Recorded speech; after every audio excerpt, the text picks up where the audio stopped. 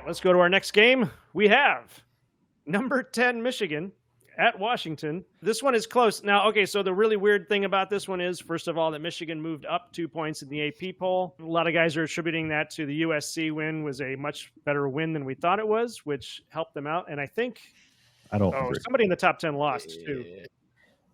Was that Ole Miss? Ole Miss lost. Ole Miss lost. Oh, Utah lost too. Yeah. Oh, yeah, that's right. That's right. It was a late game.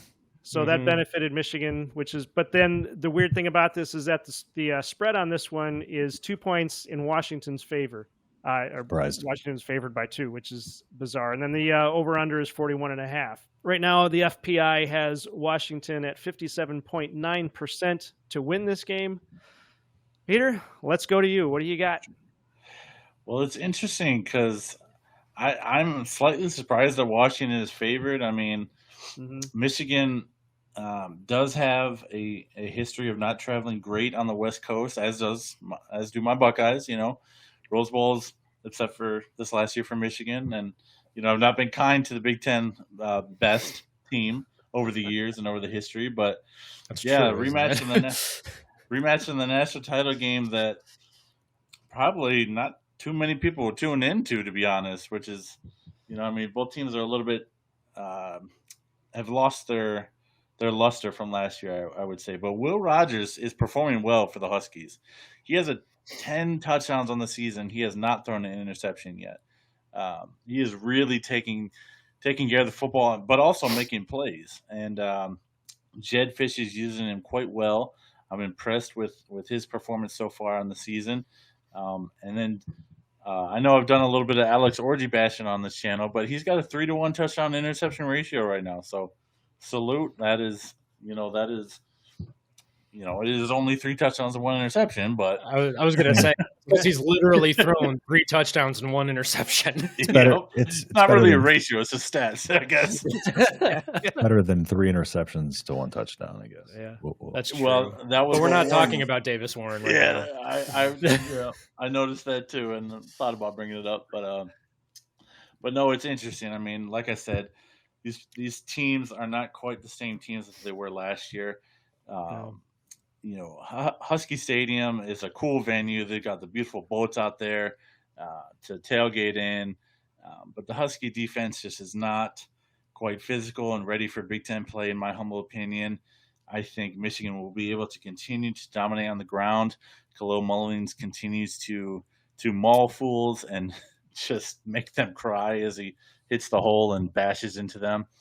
He really is a phenomenal bag. I don't know what it is about turning these linebackers and running backs, but you got something with that. And it's true, actually. It will be interesting to see how the Buckeyes can contain them later on in the season. But I do have Michigan winning this game. I think Washington is just not playing quality football right now. To Mac's point, they probably should have won in New Jersey last weekend, but they didn't find a way to. And under this new coach Fish, it's going to be interesting how they perform in these close games. And I know he used to be at Michigan and he did really well at Arizona, but I don't know much about him as a in-game coach and how he handles the pressure of the game. If he starts changing things up, kind of like a James Franklin, freezing in the big moments, I don't know if that's him or not yet. So I can't really comment on that too much. But I think that the Wolverines take this one. I have a fairly low scoring score as well. Probably, we'll say 27-13. Michigan takes this. It kind of looks like the last couple of weeks. Michigan takes control.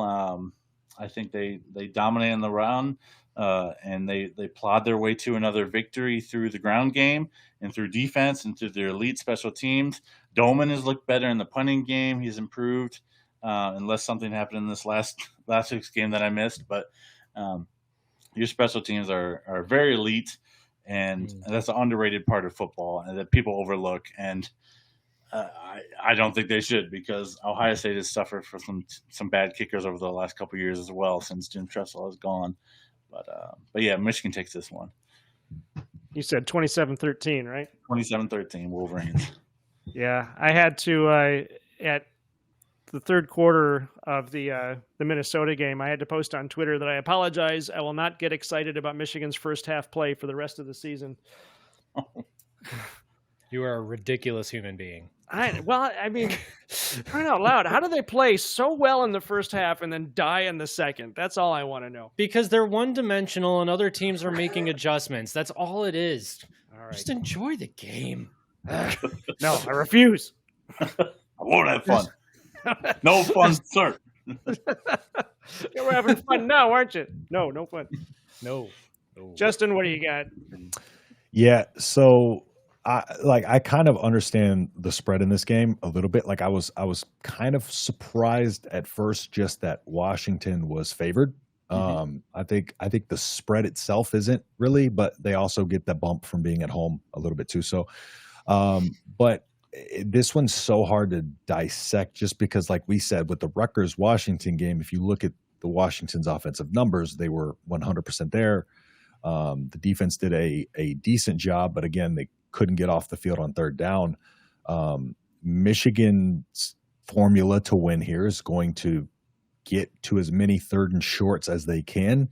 It's just going to be every play needs to be forward, right? And they can't take any losses. They can't get behind the sticks. Michigan can stay ahead of the chains.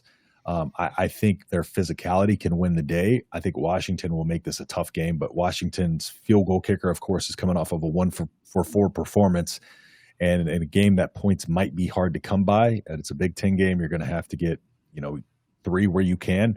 I think that could ultimately be the difference. Washington, of course, is a much more balanced offense, but Michigan, I just think, has more talent. I think they're better coached, and I just think they kind of have this, almost like this attitude about them that I just think Michigan just kind of, even though they may not be what they were before, Michigan knows kind of what they are under Sherrod Moore and under that tutelage of, what they had under Harbaugh. And they carry a very similar confidence, even though they're not the same team. They carry a very similar confidence that they are still that team and that they can be that team. And I think that gives them an edge in this game. So I'm going to go 24-21.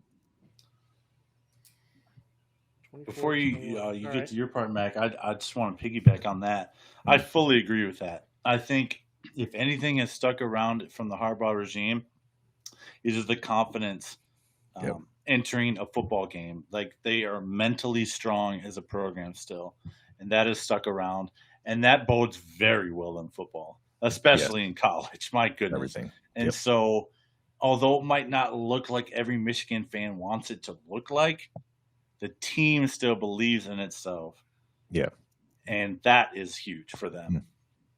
Well, I think that might actually go to why the first half play is so much better than the second half. I think they're coming out very confident, believing in themselves, and then they're getting punched in the nose early in the third quarter and having to recover. Yeah. The Fortunately, thing about it is Washington can't wear them down, in my opinion. And that's so they can make adjustments, but I think they might be worn down by the time they try to make those adjustments, especially coming off of a hard-fought Rutgers game, too. Yeah. They're going to be – that was a physical game. They were in a dogfight there. Yeah. All right, Mac, what do you got? So I'm kind of just going back through Washington's games and looking at drive breakdowns. And, I mean, they are the definition of an all-or-nothing team. Yeah. I mean, they get all the way down into the – sorry? That's Pac-12 for you. That's Pac-12. Yeah, that's Pac-12 at its best, man. I mean, they get down into the red zone a lot, and then they either miss a field goal, fumble the ball, or score a touchdown. That's really it.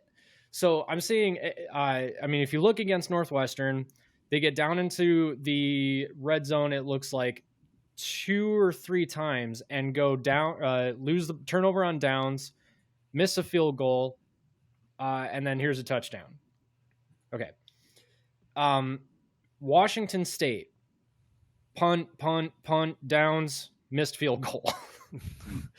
Against Eastern Michigan, their first 3 possessions all ended in punts. 2 of them were 3 and outs. They had 3 touchdowns in the first half, but then fumbled twice in that game. So literally all or nothing. I mean, they either score a touchdown or they miss a field goal or turn the ball over on downs. I like Jed Fish. I mean, Borg Warner said it, like when he was at Michigan, he helped turn Rudock into a really good, really solid quarterback. So I like what Jed Fish can do, but at this point, I just feel like they don't have like enough talent, or maybe not even enough talent, but they're just not fundamentally sound. I mean, they're turning the ball over a lot. And then as soon as they get into the red zone, they don't know what to do. The game plan there is just severely lacking.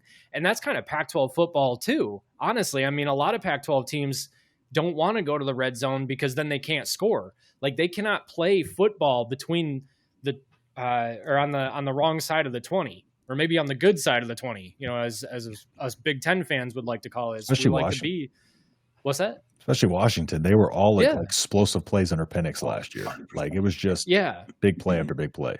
That's why Michigan won the national championship game, was because they kept allowing Washington to get into the red zone. And whenever Washington got into the red zone, it was either a field goal or nothing. Yeah. I mean, I think it was a field goal, but yeah, I mean, so I still believe that Michigan is, I mean, it's like you guys said, Michigan still believes in themselves and they still have that identity of smash football. They are still tough. They are still very mentally tough. So they're still fundamentally sound enough that they can take a Pac-12 team like Washington on and force them into situations where Washington has to figure out what to do on the wrong side of the 20. Mm-hmm. So Michigan wins this game 28-14, in my opinion, because they're going to freak Washington out. Washington's not, I mean, if Washington thought Rutgers was physical, I mean, just wait for Will Johnson. Just wait for Jair Hill. Rutgers is very physical. And Kyle Monunga is a different beast. Oh, I know, but I mean, Kalel Mullings, man. It's not Kyle Monunga. Kyle Monunga is a monster. Right. Well, I'll give you that. But no, but I get your point. Yeah, Michigan's very physical. I'm just joking. But I mean, yeah, I mean, no, I get you. But I mean, the point being that, I mean, physicality is Michigan's identity. I mean, Rutgers, they're physical, but I mean, and the Rutgers Michigan game is a very physical game, and that's what makes it so much fun to watch. Yep. But even that game, Michigan, you know, in down years has defeated Rutgers fairly soundly at that type of game. Maybe not always reflected that way on the scoreboard, but if you're looking at which team between Rutgers and Michigan is the more physical one, it's usually Michigan, but it's always a good game. Yeah. This particular game, I mean, Washington's not going to know what to do once they get down in the red zone. Michigan's going to wear them out. It's going to be Michigan 28-14 because Michigan's just going to hang on to the ball longer, and Kalel Mullings is going to put up 2 scores. So looking at the picks in the chat, Boris Warner here just likes to pick the odd scores. He's got 2016 Michigan. 2016. He likes mess with everybody. You think that they're going to hit that many field goals? Well, Michigan does like their field goals. Right? That would no Washington. Washington. Yeah. That would require 3 field goals. Yeah. 3 field goals. I don't know if they've hit 3 all season. PSU Jim has 35-17 Michigan. Bully ball will prevail. It's true. I just don't know how Michigan can score 35. Michigan doesn't want to score 35. The thing is, too, I still hold firm that USC, that win, like, I still don't think that was a great win. Like, I think it was a good win. I'm sorry, the USC LSU game. I don't think that was a great win for USC. So I think that's the only thing that's hard to gauge for Michigan, because like I just don't know how good that USC team they beat was. So I don't, that's the I think hard thing for us all, which was the reason I picked them to beat USC. So I think this will be another really interesting tell about just how I think this will show us a lot about Michigan and what they'll be for the rest of the season. I think this is a game that they need to win, and I think they'll prove a lot of people who may be doubting them a little bit wrong. Sam Hartman's looking downfield for Adrian. Carter almost has a one-handed catch. Almost. That would have